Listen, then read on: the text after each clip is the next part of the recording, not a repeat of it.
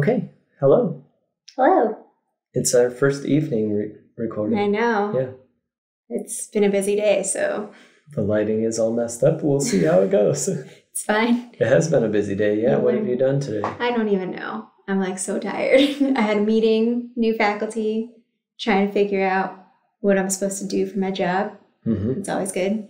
Then did some lesson design. Tried to get ahead, did not really get ahead because we're leaving this weekend. Editing, recording, had a meeting with Niantic. Like it's been a day. Yeah. Maybe there's some on the plane work. Yeah, in your for future. sure. So much plane work. Yeah. It's like Google Drive's great. Yeah. Plus you don't sleep on the plane, so Hashtag not sponsored. by Google. By Google. Yeah. How's your day? Yeah, okay. Kind of, I don't know, regular. Mm-hmm. Bopping around. Adult stuff. Yeah. Pretty boring. Very. But I'm ready for this. I am ready, for yeah. this? All right. Juan's ready then. Mine's ready. So everyone should turn to page 61, Diagon Alley. Today's lesson is called Magical Theory, Muggle Reality. I'll let you digest that one for a second. Mm-hmm. Here's my synopsis. So the chapter starts with Harry waking up to find that he is still a wizard.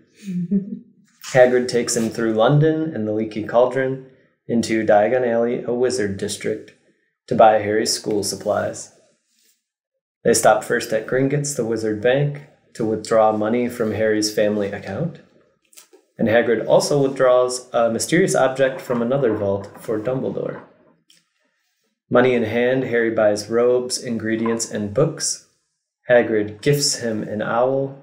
And finally, they buy a wand from Ollivander, who tells Harry that his new wand is siblings with Voldemort's wand.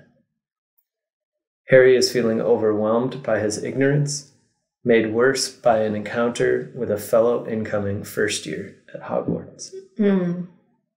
My favorite, Draco Malfoy! Yeah, left nameless in the chapter. I find that interesting, but yeah. Mm-hmm. I think, it's supposed to be part of the mystery. Who is this kid? Who is this guy? Yeah, he's just such a brat.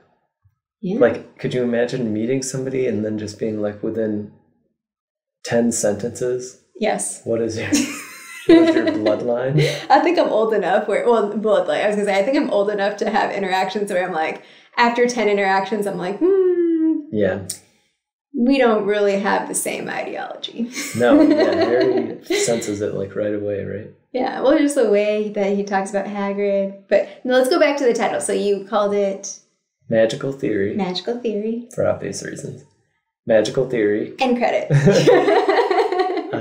Muggle Reality. So my thought was, this is the Through the Looking Glass, Down the Rabbit Hole chapter. Yes. Literally steps through like the Looking Glass. Stranger in a Strange Land type thing. Little different because he's famous. So like he walks in and everyone knows him. But like all those stories, the problems are pretty mundane. I think it's all kind of structured around Hagrid's early quote about, I have it, "Blimey, Harry, everyone to be wanting magic solutions to their problems." I also wrote that quote down. And it's an interesting quote. It really, really is. Because it's not like he enters a world with no problems. He immediately has problems, and they're the standard problems. He's got judgmental goblins. Hagrid has motion sickness. Mm-hmm. Draco cares about, Harry's lineage. Yep. Ollivander's sketchy AF. Like, Curious. It might be wizards, but it's still humans. That's my feeling. Right. Well, it's interesting because that part that Hagrid says is in response to... Basically, Harry's like, the statute of secrecy? Why? That's like literally what Harry says. And I found Hagrid's response interesting because it definitely connects on like interpersonal level of like, oh, people would want solutions to their magical problems. When in fact, if you actually look at the history of the Statute of Secrecy, it's very, very violent and dark, and it's like about like persecution. And I mean, so we talked about this in a previous episode of like having to coexist, you know, witches, wizards, muggles, and like how complicated that is. And so I think that kind of fits in this theme of you start to see this society and you see the groupings, the otherings, like you said. So Malfoy is just like, he doesn't even introduce himself. He doesn't ask Harry what his name is. He asks him, what's your surname anyway? And like, that is all that he cares about because he's trying to figure out the positioning. He's trying to figure out like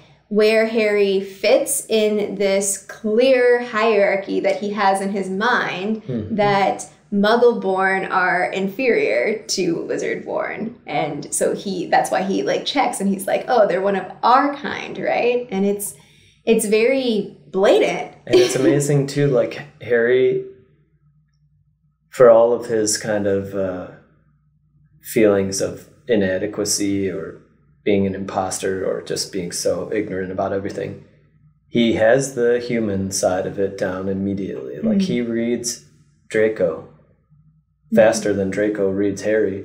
I mean, Harry says both my parents were killed, and Draco doesn't even put it together, despite like him being Harry Potter, and he must know that Harry is the same age as him, but he doesn't put it together.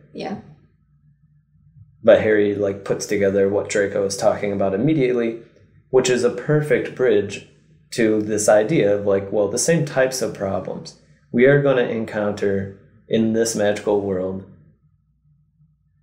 I would argue, I mean, it'll be interesting to go forward, but I'm thinking like, are they really ever magical problems? They have magical wrappers. Right? The problems have like magical flavorings.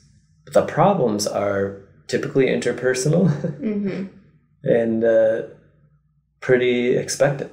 And it's the joy of setting it in a school as we go forward of like that this is perfect, that the school is about magic, but the people are people. People are people. Yeah, well. Sing the song. I'm not going Great to. Song, I'm not going to. Look it up. It's interesting because, so I'm not going to exactly remember the theoretical framings, but the general idea in theorizing that if you're an outsider, you kind of have this broader, perhaps, perspective on the world because you know what the dominant or like the privileged kind of like the blindness that comes with being normal or normalized in a space, and being an outsider, being part of it, you can recognize that, but then you also recognize like what it's like to be on the outside. And so I think that kind of helps Harry. He also like has known some of the most terrible people. And so I think that, I don't know, I think that he knows how to pick up on that. The Dursleys were magical, they would be the Malfoys or something, or like close. They would be friends at least. Well, Harry has no reason to like think that he's better than anyone else because no one has ever made him feel that way. I don't know. I noticed in your title ideas, great things, terrible things is kind of similar to what I was thinking about. I stole that from There's this magical stuff going on. He's talking about great. Terrible things, but great. Great quote. I mean, really a fantastic quote. It's a very compelling idea. The sort of goodness versus greatness and this type of stuff. Yeah.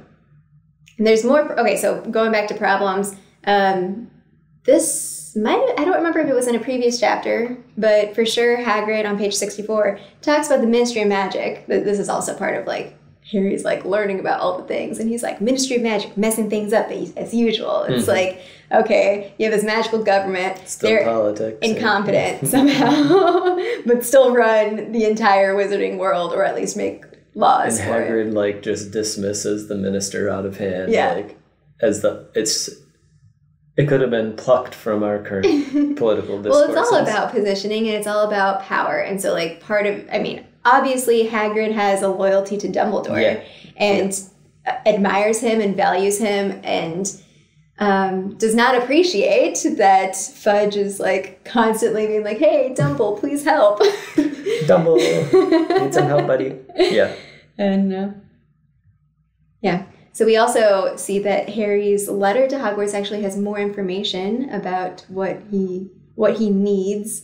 So this is, like, getting into the schooling aspect of, okay, we need, like, a uniform, we need books, we need equipment. And that's where we see one of the books is Magical Theory. Right.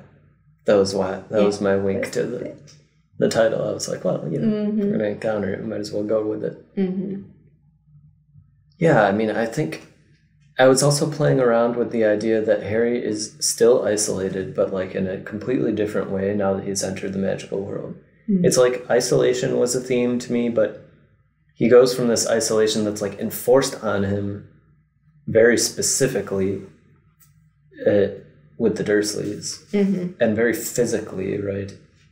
To, like, an isolation where people he doesn't know are coming up to him and giving him handshakes. So, like, there is somewhat a sense of welcoming, but it's, like, a very isolating sense because he doesn't get it. And so at the end of the chapter, he kind of admits that to Hagrid, that he's been feeling this very strange sense. He has difficulty putting words to it, right? Of, like, what exactly is bothering him when this perfect day has happened, but it wasn't perfect. There were certain things that bothered him a lot. Yeah, it seems like throughout the chapter, it's kind of like the shock is fading slowly, and he's just, like, realizing, whoa, this is kind of weird.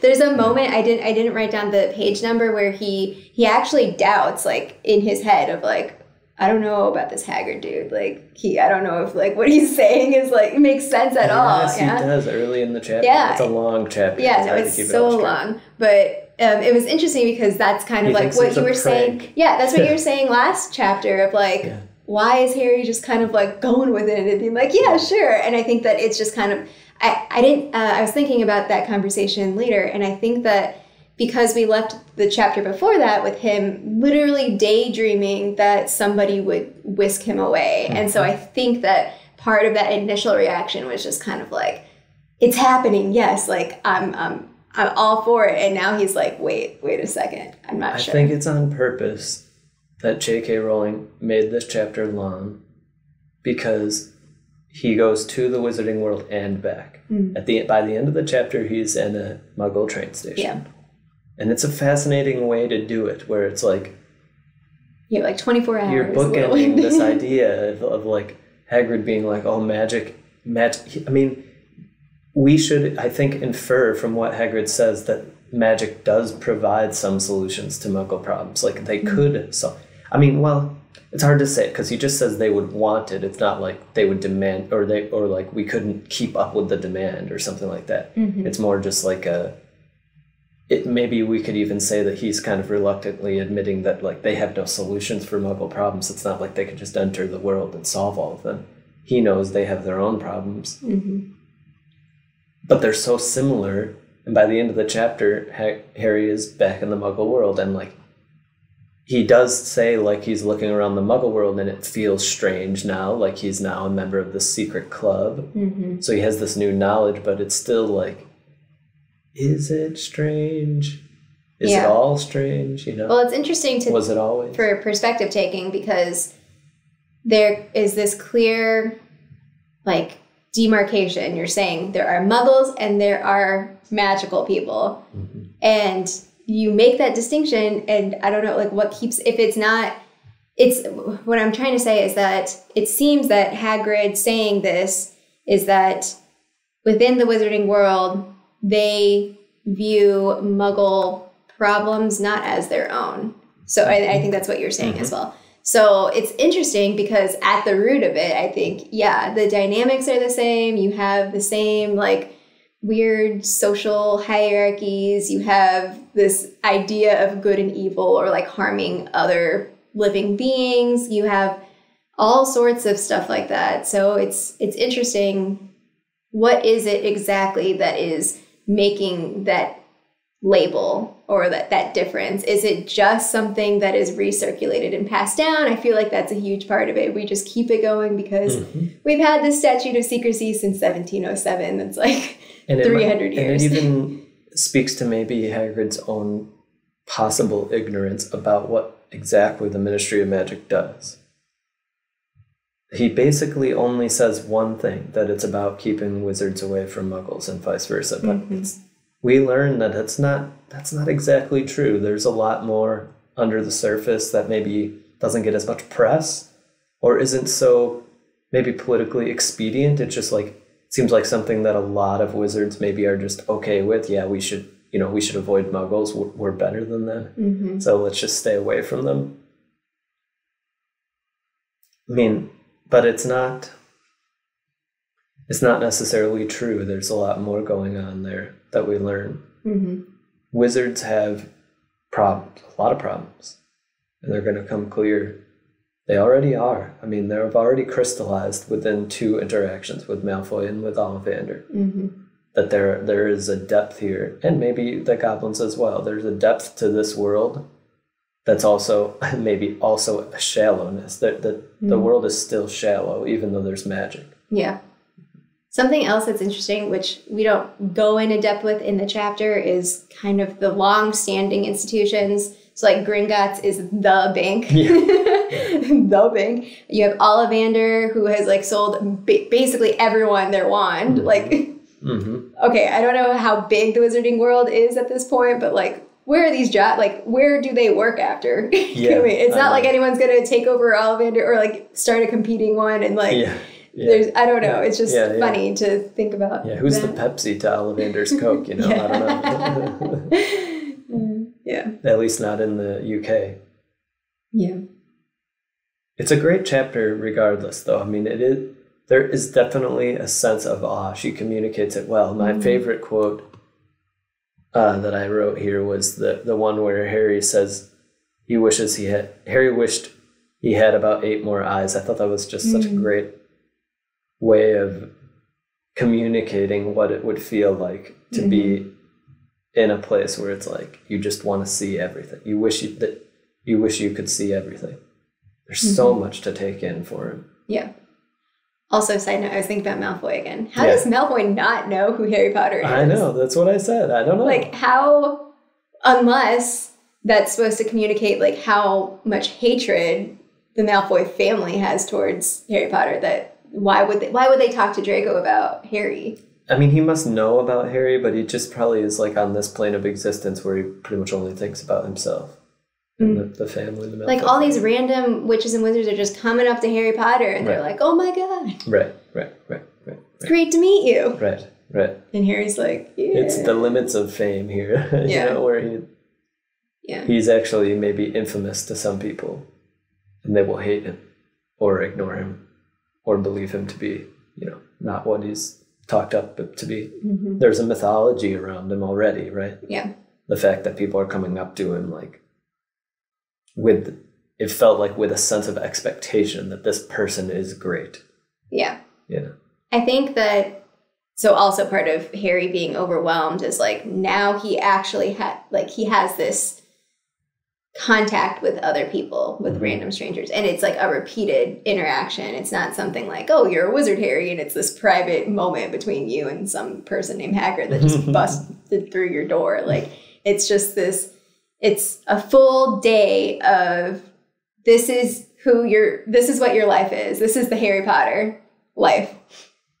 Welcome to it. The first day of the rest of your life. I know, it's a careful what you wish for kind of thing. There's a downside to it. I don't know. Harry didn't wish to be famous. It's just the unfortunate reality of his situation. It'll be interesting going forward, meeting some of the other first years and kind of contrasting their lives and experiences and hopes for Hogwarts compared to Harry's. I mean, just our fellow 2 main characters that will be introduced are a good contrast. They're all good foils for each other, where they come from, what they're like, what their experiences are, what their childhood was like before going to Hogwarts. It'll be really, really interesting. What is the next chapter? This was the first episode for us where when we recorded episode 4, I hadn't reread chapter 5 yet. I hadn't reread Diagon Alley. The next one is a platform in 9 3/4. Of course it is. Sure. Okay. Because we're really close. We're like close to school starting. So his birthday, July 31st. So he basically has the month of August to live with the Dursleys and then off to Hogwarts. What a cold water bath that must have been. Yeah. Like, oh, hey, pretty cool, huh? Enjoy your last month of summer. Disappeared. Yeah. That's pretty, I don't know. Poor Harry. Little Harold. Yeah. Anything else? You got anything else? I don't know. I just, I think it's an interesting point that you raise about magical, magic problems. Are there really any? I wonder if anyone listening has any ideas or like examples of what magical problems could be, or if you also see, I think there is some slight nuance in the kinds of Wizarding World issues. So, well, there are similarities to the Muggle world as well, but one thing that stands out to me is, and this has come out in other chapters too, family names. Family is like a very important, or your lineage, where you come from. And that kind of plays out in the Muggle world as well, but we have like many different kinds of labels. It's like geographically where you're from, or your nationality, or we construct this idea of race, or whatever it is. We have many of these like little distinguishing markers, and it's interesting to think about this idea of belongingness. Do you feel like an imposter, and how those labels kind of affect you? Yeah, I think the nuance going forward will be an interesting thing to keep in mind. Like, is there actually any differences, or are they analogies to like Muggle problems? I think it is a reasonable question to ask. Both sides of it, really. Like, do you think there actually are only magical problems? Or have you recognized, or are you prepared to recognize some magical problems that are actually just Muggle problems, wrapped up in this magical foil? Yeah. Yeah. Part of it, we can talk about this in some other time, but there's some fantastic definitions of fantasy writing that I really like, and it basically has to do with internal things having external representations. And I think it'll be interesting to think about, are all these aspects external representations of human problems? Or is there something that we can point to that's like, no, this would only happen if magic is real. This is only possible. Yeah. With magic being real. But we'll see. Lots to think about. For sure. Cool. All right, everyone. Until next time, get the wands ready.